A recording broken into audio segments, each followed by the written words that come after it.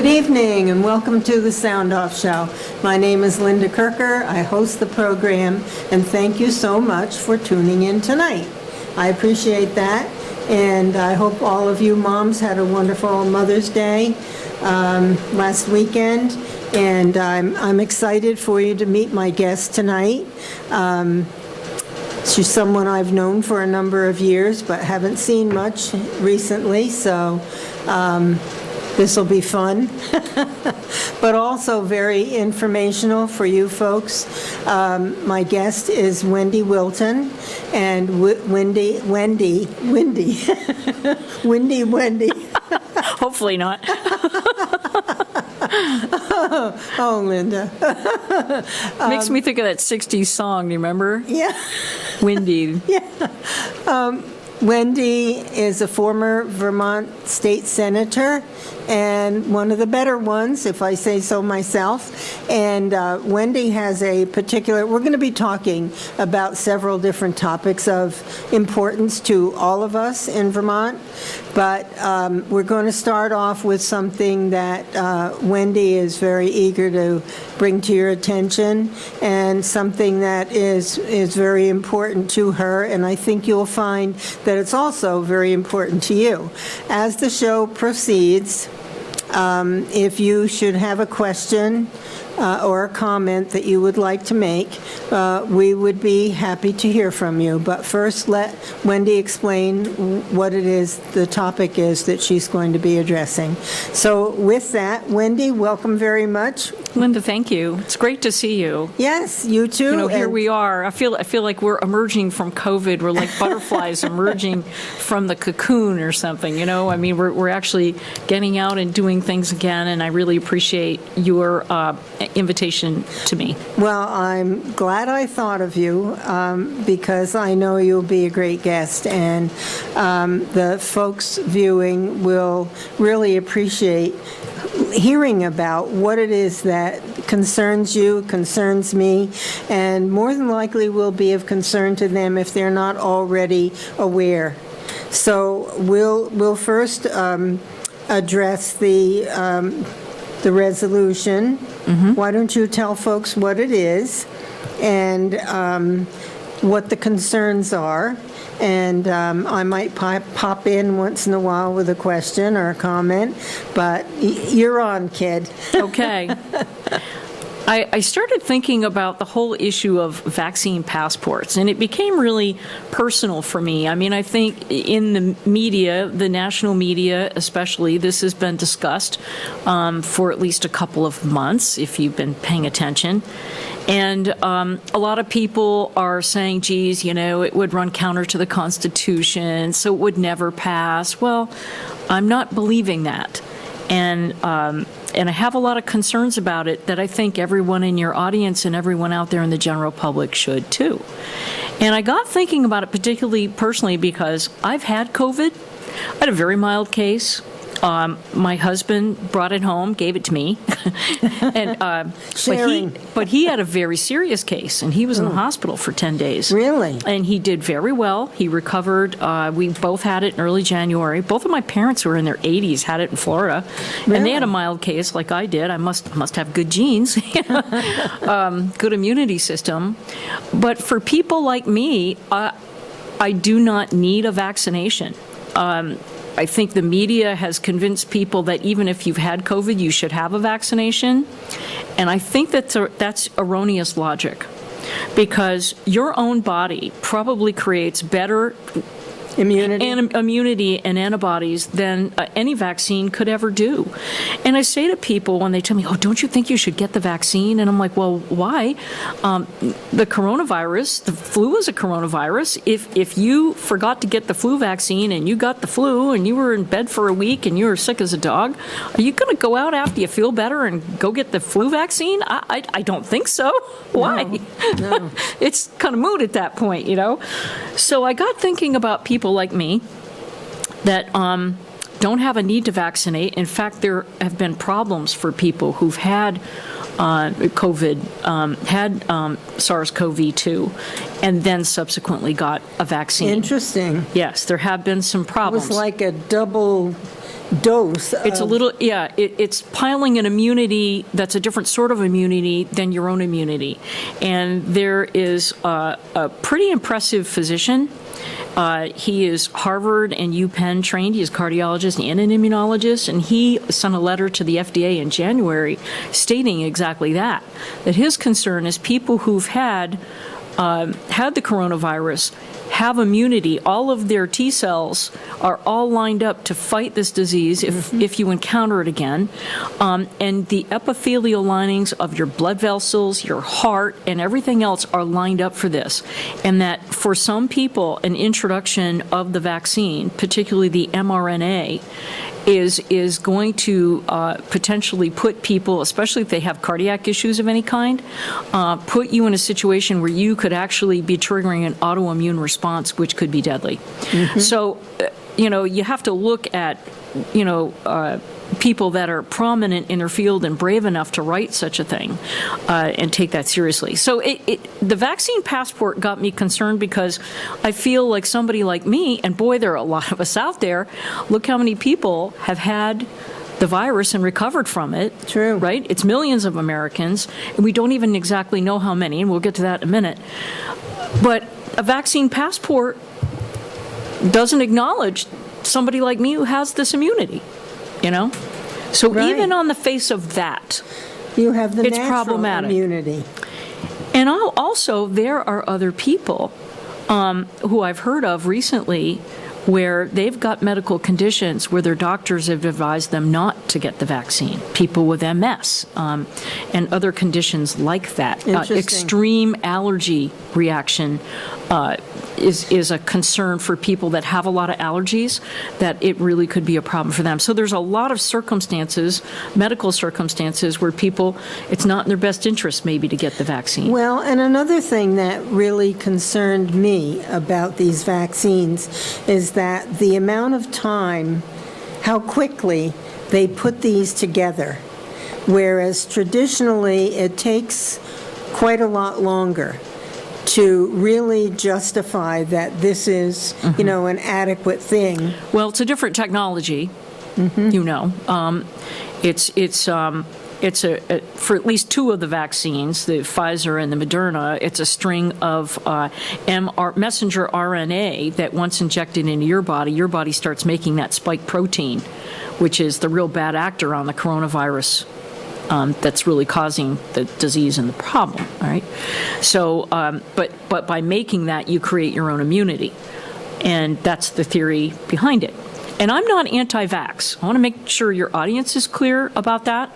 In general. Right. I think we have to be careful with vaccines. I think sometimes we put too many vaccines all at one time in our young children, and we ought to space them out a little bit, but they still should get them. I'm not one of those people who thinks, oh, yeah, let's skip the MMR vaccine and, all of those kinds of things. I had them all as a child. We all had them as kids, but you got to be careful that you don't give too many doses to a young child all at once. There's recent evidence that could be problematic. Just space it out a little bit more. But that's a whole other issue. But I'm not opposed to vaccines. I just think in all of our panic about response to the pandemic, we're not thinking about the science. We're not thinking about those things. And then we're on another parallel track, we're not thinking about our civil rights. And that is where, and it concerns me on both of these tracks. Now, let me also tell you, let's say, for example, we created a vaccine passport, which I would be opposed to. It means that, let's say you got the vaccine and I didn't because I've got my natural immunity and I don't want to risk a cardiac problem. So that means you get to go to the Flynn and I don't. It's creating a two-tiered society, right? Yep. That when you talk about sports events and concerts and gatherings, people won't be able to... all kinds of exactly, go travel. Education. Look how many universities are requiring proof of vaccination before you can come back to campus. Really? Yep. It's crazy. So, especially among young people. If young people are probably better off getting the virus and recovering from it. And the thing is, we don't really even know how many people have recovered from the virus. In March, the Red Cross put out a press release saying that 20% of their blood supply has the COVID antibody in it from unvaccinated people. Yeah, wow, right? I used to work for the Red Cross Blood Program.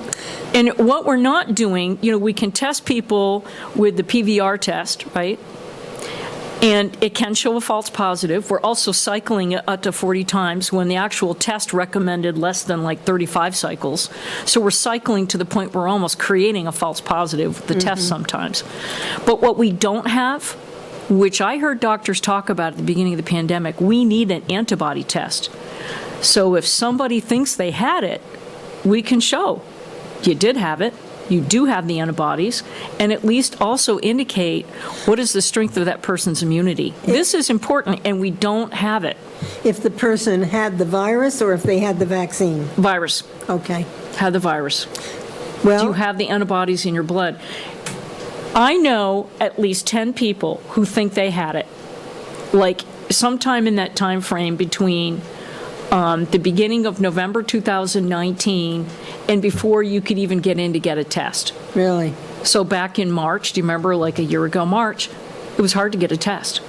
Yeah. How many people got sick and they couldn't get in to get the test? They were reserving it for people who are high risk. Think how many millions of people have actually had it Wow. and survived. Yes, yeah. Well, it's a tough thing to deal with. There are a lot of moving parts. I, for one, have no plan or desire to have the vaccine.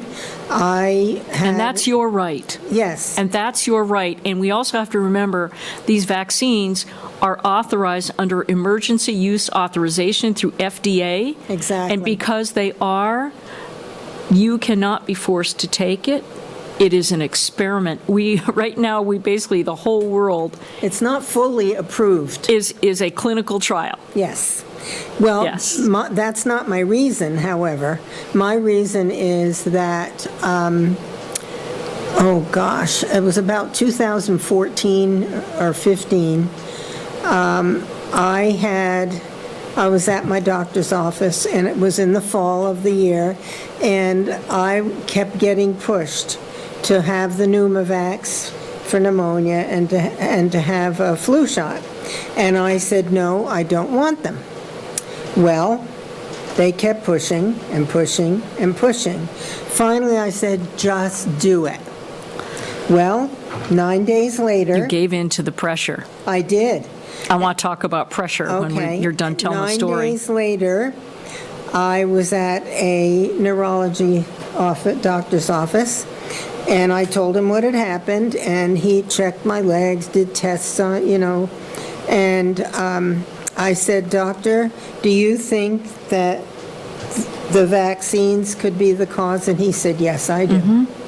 So and my feet have been numb for all these years since then.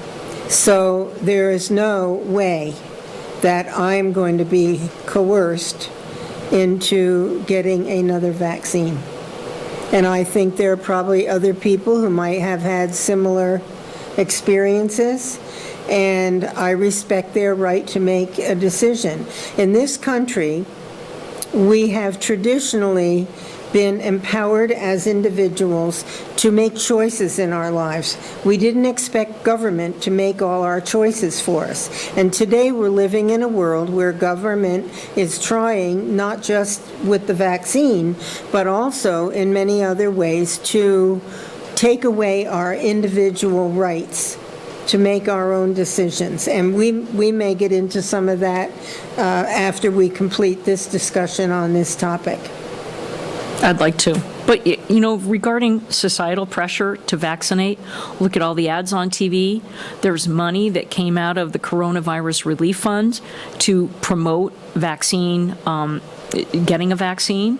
And in the current ARPA bill, the American Rescue Plan Act, there's money in there also, again, to promote vaccination. You hear the president, he's talking about, I want 70% of Americans vaccinated. Again, I think this is unrealistic because so many people out there already have their own immunity. We have over 100 million people that have been vaccinated.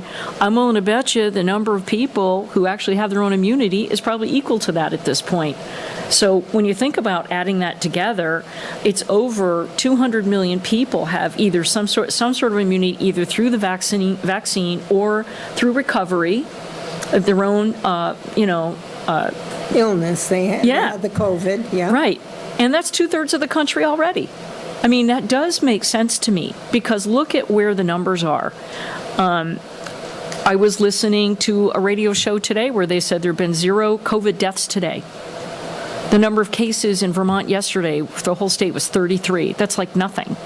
And you don't hear, and there was no death that went with that either. I mean, the deaths have been very low in Vermont, but deaths, and if you look at the CDC website, you're going to see the peaks of the cases. If you compare cases to deaths, and of course the deaths spiked last spring, and then there was a boomlet in the fall, but now they're way down.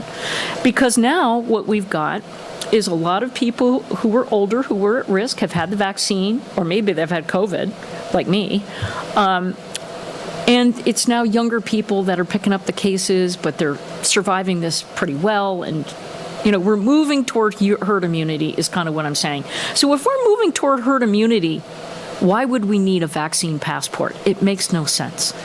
And another problem is if you have a vaccine passport and those who've been vaccinated have their little card, their little passport. Did you know there have been over 9,000 breakthrough cases where people have been vaccinated, but they still got COVID? No. They may have had a milder case, but they still got the disease. They're still able to transmit it then to someone else.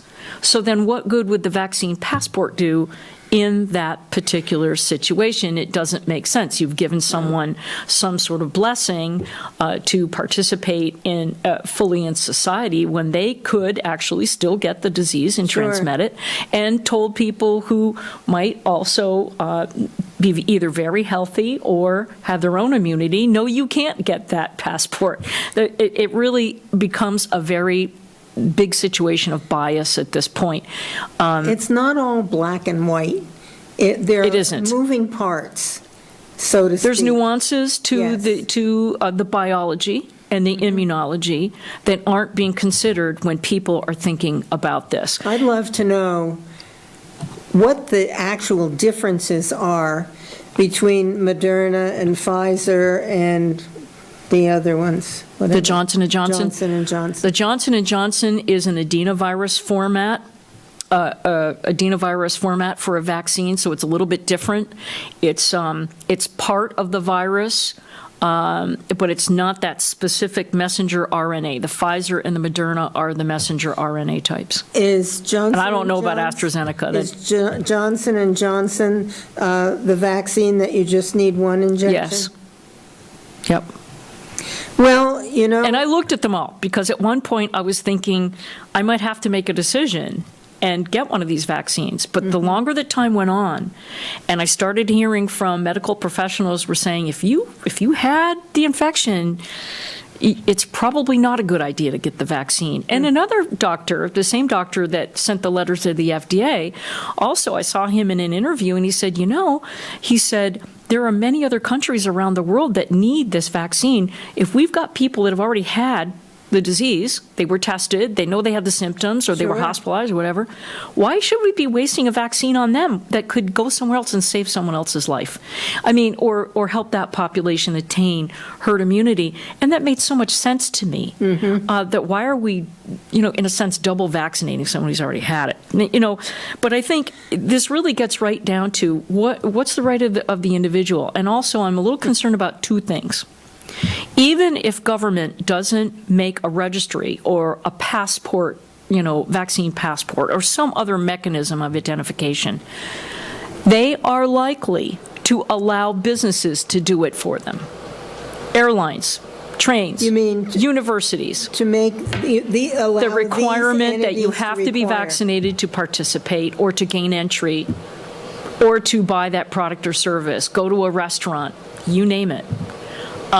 So it may be that is how it's done, and that really worries me because, that's government pawning off their policy desire on the private sector or Yeah. allowing the private sector to do it for them. And curtailing our Yes. freedoms. So we have to think about it on both of those platforms.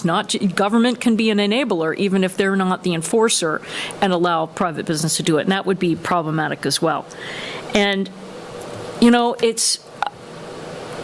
we really have to think about not only is the pandemic really, in my view, we're rounding the corner here.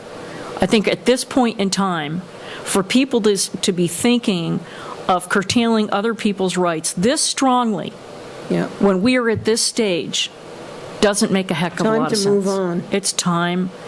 It's time to get back to our lives. Normalcy of some Yeah. sort. I don't think there was a vaccine passport in 1918 when the Spanish No, flu. you don't think so? I don't believe so. I've not read that. I doubt that government was trying to control everybody's life at that time.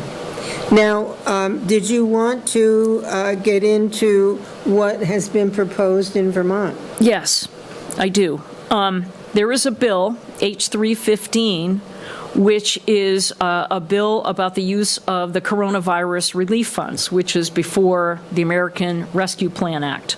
It was the bill that was passed, I think, in the fall. Well, the federal government is really good at distributing monies throughout the country, and then, this is another issue, vastly increasing the national debt. But you go on. Yeah, this is very worrisome. But anyway, this bill in Vermont, H315, has a section 12A. That section did not exist in the House version because there were folks in the House that wanted to introduce this health registry piece and fund it through the coronavirus relief funds. And under pressure by concerned citizen, they retracted the language. That bill went to the Senate. The language that people wanted about the registry to create one and fund it was inserted by Senator Ginny Lyons of Chittenden County. And that is how it passed. And it is in that bill. It's very obliquely worded. It appears somewhat innocuous, but if you read it about 2 or 3 times, you can say, okay, this is a jumping off point for such a vaccine passport, vaccine registry, whatever you want to call it. It could be. And it's very broadly written.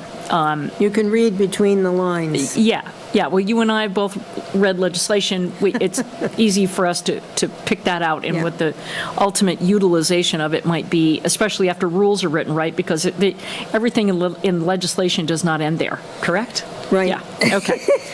So that got passed, and that bill was enacted into law without the governor's signature. I think he had some problems with how the coronavirus relief funds were being spent by the legislature, and his problems with it were financial, but or whether or not the spending really did comport with what the federal requirements were. But that's another issue. But it is in that bill. There were 2 bills, however, that were introduced: H452 and H283. That protect medical privacy, and 452 actually bans the vaccine passport. It's a short bill. These were both introduced, I believe, by Representative Vicki Strong. That's 452 H? H452 and Okay. H283. Now, I think what's important here, I don't want to read, I put together a resolution. And what this resolution is, it's a whereas all of these facts, and a resolution states facts, and then at the end, any group could take this on and say, we resolve, and I can read the resolution. And it really is opposing a vaccine passport or anything of that kind, and also opposes businesses in Vermont from requiring. Okay, so I'll just read the resolution, because most of the facts that I state are about the emergency use authorization, the importance of avoiding a 2-tiered society, how a vaccine passport would impact people who are, poor or in other ways, really have a tougher time in society. it really harms patient privacy. It seems to run counter to HIPAA and so on and so forth. But anyway, so the final resolution says this. Therefore, be it resolved that we oppose any government entity or its subdivisions, agents, or assigns from being permitted to issue vaccine passports, vaccine passes, other documentation in any form or legislation for the purpose of certifying an individual's vaccination status to a third party, or otherwise publish or share any individual's vaccination record or similar health information, or require such identification for access to any government service, including education. And further resolved that we also oppose businesses in Vermont from requiring patrons or customers to provide any documentation certifying vaccination to be employed by, gain access to, upon entry to, or to receive service from a business, including but not restricted to education or travel by air, train, water, or rental car. That's excellent. I don't know if it has everything it needs. And at least your listeners or viewers know kind of why this is important, because they could be excluded here, or their family member could be excluded, and this would be a problem. What if you were planning a vacation, a family vacation, to the Colorado Rockies next fall, and you have a couple people in your party that could not be vaccinated? They would not be able to travel by air if the airlines are allowed to impose this. Think about that. Or if you want to travel to a foreign country or whatever, it really could be very problematic. It's going to stifle business, too. Yeah, although there are some businesses that want it because they want to protect their liability, it seems. However, it could be a problem. However, there's a solution for people that believe, like you and I, that this concept is really a poor concept to have a vaccine passport or some sort of registry. And that is that there's a group called Health Choice Vermont, and it's a really great group of people that are concerned about health privacy, choice in healthcare access, and all of that. And they're going to have a petition up by the weekend to oppose a vaccine passport. So I think if people are concerned, this is the action step. Go to www.healthchoicevt.com, healthchoicevt.com this weekend, and sign their petition. Good. www. Health Choice Vermont VT, healthchoicevt.com, healthchoicevt.com. Yeah, we want a choice. Absolutely. We're free citizens. We don't live in China. We should be. Where the government controls everything in your life, We like to think we are. Yes. How's that? Well, and you know what? We're at the point, in many ways, not just this one, where we, the people, have to fight to keep our freedoms and our rights. Right now, we are at that point. Yes, we are. And it's very sad to me to see this happening. And that is one of the reasons why I do this show. It's one of the reasons why I speak out when I have an opportunity in other arenas. And it's all... And thank God you do. Well, you too. I so admire, well, you more than me, but I so admire your consistency, Linda, and your strength in advocating for our constitutional rights, because you're a wise woman and you see this risk. Well, you're very kind to say that. I grew up being taught in the schools to respect our country, respect our Constitution, respect our Bill of Rights, and so forth. And it breaks my heart that the word is out there that, and I believe it's true in many cases, that our young people are not being taught the founding principles of this nation. And when young people or anybody does not understand what they've been given, they're not likely, when they're adults, to stand up and fight to preserve them. And I'm concerned about grandchildren, I have a great-grandchild, I have another one on the way, and I want them to have the same rights and opportunities that were given to all of us in our founding documents. And I want the viewers' families, to have the same rights and opportunities. But folks, if we don't stand up and fight back against these people who are trying to have government in charge of every aspect of our lives, then we're going to be not the kind of nation. We're going to drift farther away from the nation that we are even now. We're at a tipping point. We're at a crossroads right now in this country. We absolutely are. As far as you and I see it, and many others. And so if we the people do not stand up and speak out and fight back, go to your board meetings in your communities, speak out, on the radio, speak out to your family, speak out wherever you can, and fight back. That's our duty. And the founders of this country knew and said that the only way that what they gave us, which is rights, opportunities, and freedoms, that would not last if the people did not fight to preserve them. And that's where we are today. There are too many people who are benefiting by taking away the rights that we were given. And I see it in government every day. Oh, yeah. And I was part of our government, So was I. For 4 years until I decided to do something else. Isn't there a quote by Thomas Jefferson which goes something like,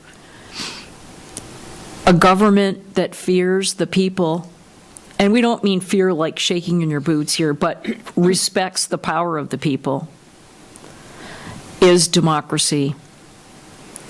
And a government where people are afraid of the government is tyranny. Yes, and we are a democratic republic. Something like that. We're a democratic republic, and I've explained this when I've given a few speeches out there once in a while, that a democracy is where the citizens have a right to vote. But the republic is where we are given the rights and the freedoms and the opportunities. That's the type of government that we were given, and we're letting it slide. If we can keep it. Oh, we have a caller. Oh, great. Welcome to the show, caller. Hi, Linda. How's it going? Good. Hey, well, I just wanted to call in. Thank you both for being on the show. I really appreciate it. I just want to tell everybody to talk to your doctor. Get a vaccine, or at the very least, talk to your doctor about getting a vaccine. I think it's really sad that this show, again, is a platform for misinformation and lies. The person who is on the show is papering over the fact that the man who appointed her to the Vermont USDA Farm Service Agency is responsible for over 500,000 people in the United States dying from COVID-19. The mismanagement of the COVID crisis and the failure to respond to it led to 500,000 people dying. And I don't care how many people the person on your show, Linda, personally knows who got through the COVID-19 disease. The fact of the matter is that young people died, that old people died, that people died, Americans died.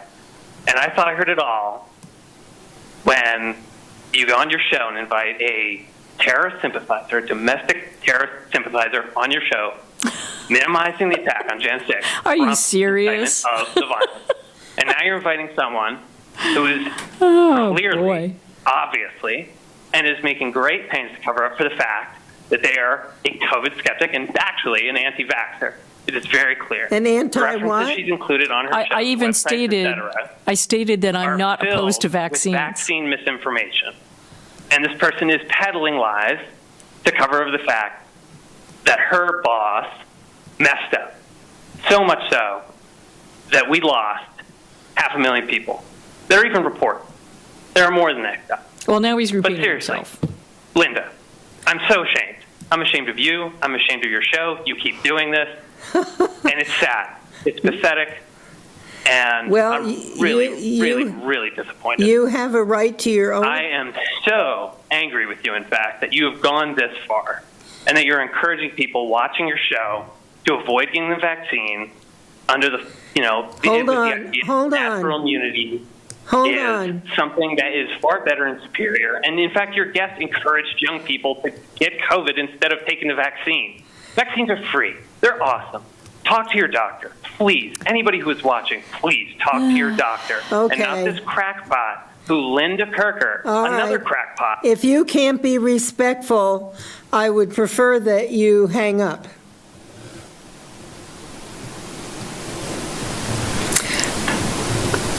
I am always happy to have people call and state their view, but I want it to be respectful. And obviously, we don't agree with the caller. And this show is about bringing facts and information to the viewers. And then it is up to them to decide what their position is or how they're going to, live their lives or whatever. But definitely, we are not about trying to, what's the word? Well, can I Yes. talk about some of the things the caller said? Yes. I did work under the previous administration. I had nothing to do with disease or, the Health and Human Services, okay? It wasn't where I worked in the administration. And, a lot of people died of COVID. We didn't know how to treat it. And that's another part of this opposing the vaccine passport. I mean, he's addressing vaccinations. I even stated on your show, I'm not opposed to vaccination. I just finished up my shingles vax a couple of months ago because I don't want to get shingles. I'm not an anti-vaxxer. Right. He's dead wrong calling or accusing me of that when I stated clearly here on the show I'm not anti-vax. Right, I think heard you. people need to make a decision, but an informed decision. They probably should talk to their doctor, but here's the problem. There's been so much marketing to physicians to urge them to get people to get vaccinated without thinking about what harm could come from the vaccination in certain circumstances. Certain healthcare provisions, like that doctor who's highly regarded, highly educated, wrote that letter to the FDA who said people who've had the infection, you got to think twice about advising them to take the vaccine if they have a cardiac problem, if they have a pulmonary problem. So, there's some caution here. And I don't think the caller is aware that about 5,000 people have died as a result of the vaccines because it is new, it is experimental. That's a huge number of people. Now, it's a small percentage because, like I said, there's over 100 million people who've been vaccinated. Right. But there have been people who've died.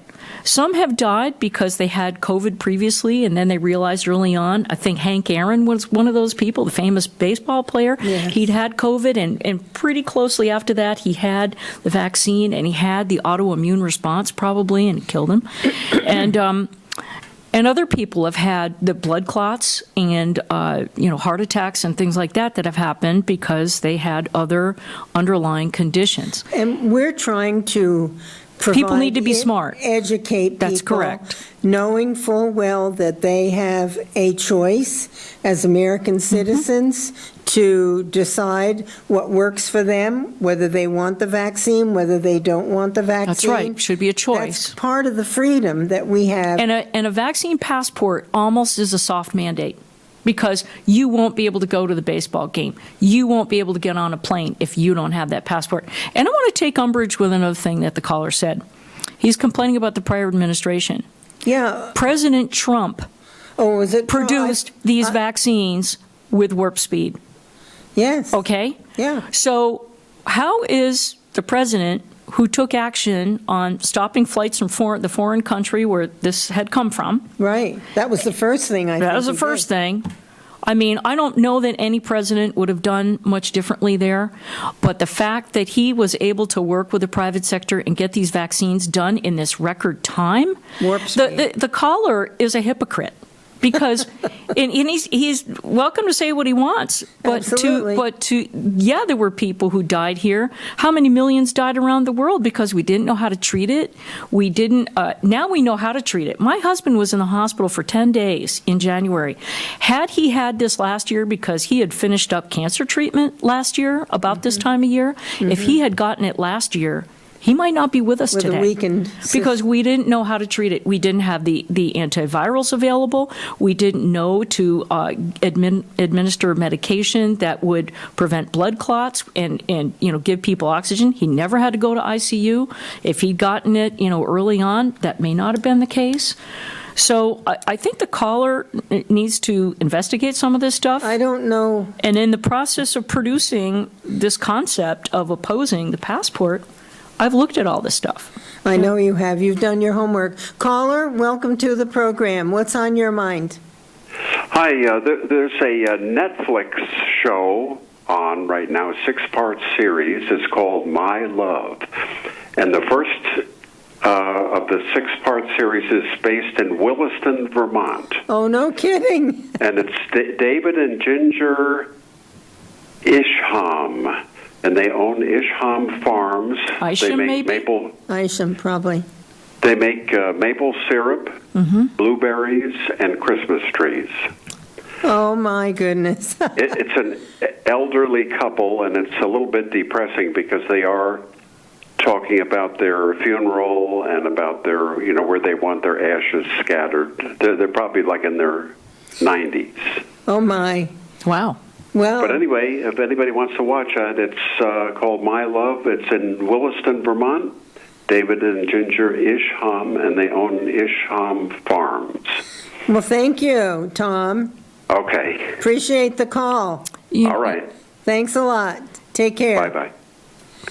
A story like that is so heartwarming, but common among Vermont farmers who have loved their land. Yes, and I worry, that's another topic, maybe for another time, but I'm very interested in having a farmer come on the show to talk about the future of farming in Vermont, because it's so critically important to everybody in this state and nation, actually, whether it be, beef, cattle, or whether it be milk products, or vegetables, whatever. They're all critically important to our survival, and we need to really appreciate those folks who work so hard around the clock, pretty much. They do. And I enjoy. And they didn't stop working during the pandemic. That's right. They kept working. Yeah. Well, you have to have a strong work ethic to do that kind of work. You bet. And I hope they know that they're loved and respected and appreciated by the people of this state. I know I certainly feel that way, and I bet you do too. Absolutely. So, this show is never, you never know what's coming next, but by and large, over 15 years, the callers have always been, for the most part, except a couple of calls lately from the same person, I believe, have been respectful and contributing interesting information that's important. So, what I think is important to recognize about not the most recent caller, but the caller before, is that, my concern is about a vaccine passport. Yes, that's the main concern. Yeah.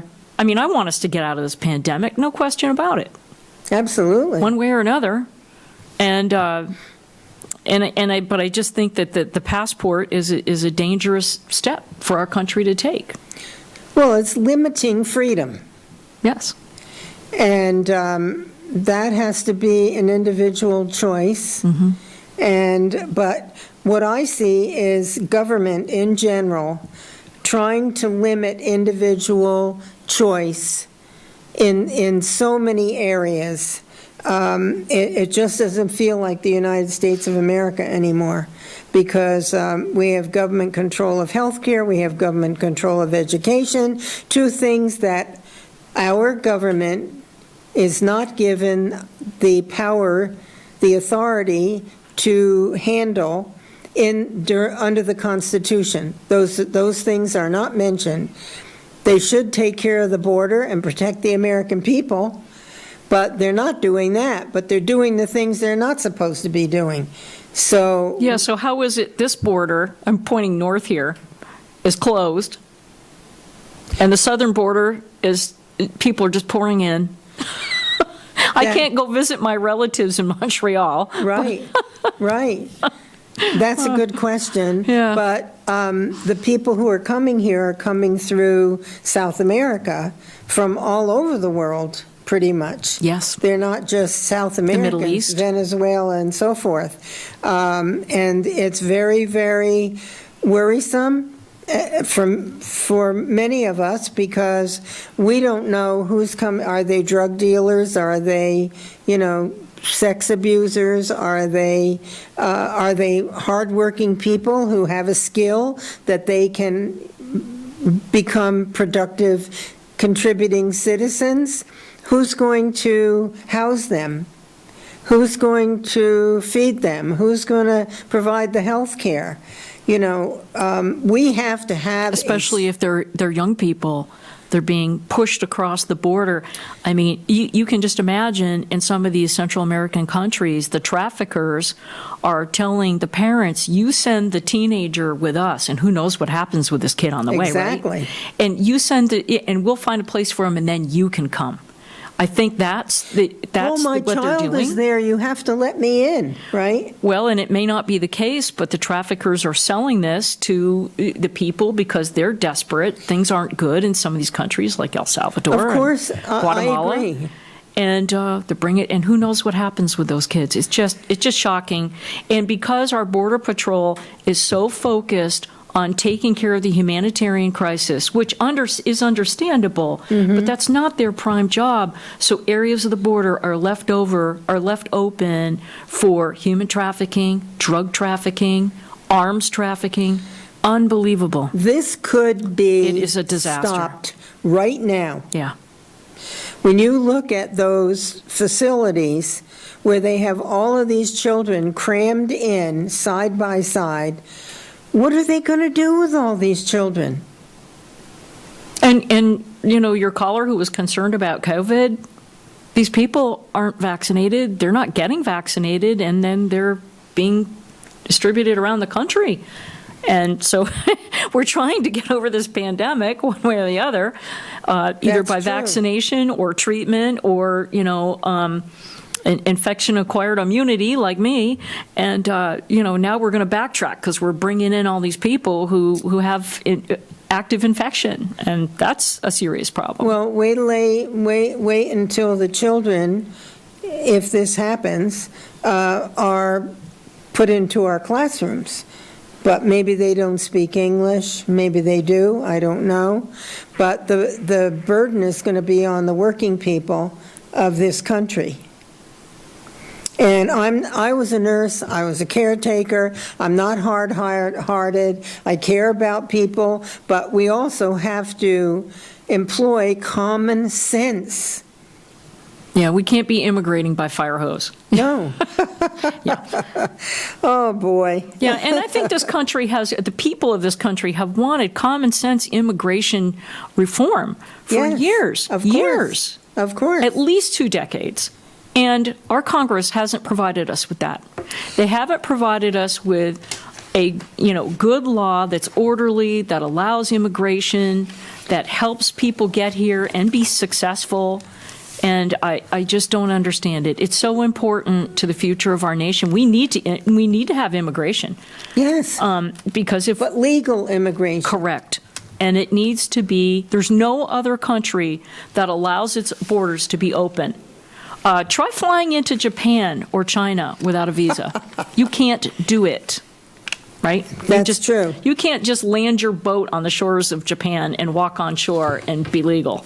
Yes, and one of the things that's really, I believe, very, very important for this country, and that is to make English the official language of this country, so that people who come here from other nations need to learn our language so that they can become employable. And what's the word I want? Assimilate into our society, so to speak, into our country. They need to learn the language of this country. The more people that we allow to come here illegally who don't speak our language, eventually we're going to find out that English isn't the official language of our country anymore. We need to preserve the historic traditions of our nation, the things that make us one. Yeah, and there's such a difference. A woman that I worked with in my previous job, she's English, and she came here. She married a guy from the United States and emigrated here, and she earned her citizenship, and she had to take a class, and she probably learned more about the Constitution and the fundamentals of American government than our high school students do today. And she really had a lot of respect for her ability to become a citizen, really celebrated it, and that would be part of a process that helps people assimilate, but we're not getting that now with folks that are coming over in mass numbers like they are. We have over 22 million here already. Yeah. And we're having hundreds of thousands, a week, or what, I don't know exactly what the number is, but how do we handle this? We have a lot of unemployed people right now who need to start getting jobs, American citizens. The government needs to say, enough of the free money that we're handing out. We need you to be employed. Some states have refused the additional unemployment money from the ARPA. Good for them. South Carolina is one, and what was the other state? Might be Colorado? I don't know. Or Montana, one of those states, and they said we're concerned because our employers need employees and people, and you can't blame people. They're making a rational decision. If I can make $700 a week on unemployment versus the $500 a week I was working before, then, what would you do? Yeah, exactly. I mean, you can't fault people for making the right financial decision for them. But the sad part of it is when all this ends, they're going to need to get back in the workforce, and if they haven't been in for a while, it's going to be a hard restart for those folks. But then there's another component too, and that is, the moms and dads who, with COVID, have said, "Hey, look, one of us with the education thing need to stay home with the kids and either work them through that remote learning experience or homeschool or whatever." So we've gotten to a point where a lot of people have found a simpler lifestyle. And maybe one of the husband or the wife doesn't go back to work for a while because they have that need to support their kids. Well, there's that too. And childcare, where do you find it in this last year? Oh, it's really in school hard now. 3- and 4-year-olds. Yeah. They put so much pressure and expense and regulation on the daycare provider so that they could say, oh, we'll take the 3- and 4-year-olds in the schools. So now we have little children into a school system that is not what it needs to be. Yeah. And that they can indoctrinate earlier. I believe there are a lot of really super teachers out there, but I've said this many times on the show. I believe they're trapped in a failed system. And I feel badly for them. But let's talk about the direction of that system. Go ahead. It's up to the school boards. Your local school board sets the tone for what education is in your district. And if good people don't step up to be on the school boards, this is where you end up with trouble. This is where you end up with the bureaucracy commanding everything that happens in the school rather than the citizens on the board who should be guiding the ship. The How about the superintendent. taxpayers? Well, they're supposed to represent the taxpayers, right? Yeah. And if your school board or your select board isn't representing you, you need to get some people together and start running for office. And I saw I used to live in Rutland, and this year a friend of mine and two other friends of hers ran for school board, and they ran in opposition to what had been happening on the school board. They saw it, with their own children, and they were not happy with what was going on. And so they ran, those three women ran, and all three of them won. Wow. Yeah. So it can happen, but you've got to. That must tell you that It was a big people message. are not happy. It was a big message to the incumbents on the school board that people are not happy and that they've really got to start thinking about what they're doing. And a lot of school boards, a lot of boards in general have gotten lazy, especially school boards that, they let the superintendent just run everything. And that's not right either. No, that brings up another point. And with the legislature today in Vermont, creating all of these boards and committees Pretty soon we're going to run out of people to put on boards and commissions and blue ribbon committees. You have the One Care Vermont, whatever that group is, and they have a huge budget. Yeah. Huge budget of taxpayer dollars. And then on top of that, they all get paid. Yeah, so they're employing more and more people on councils and committees and so forth that. And look at this thing with the pension. Let's talk about the pension. The legislature's 3 minutes left. Go going to ahead. kick that can down the road again, aren't they? Yeah. They're just going to study it again.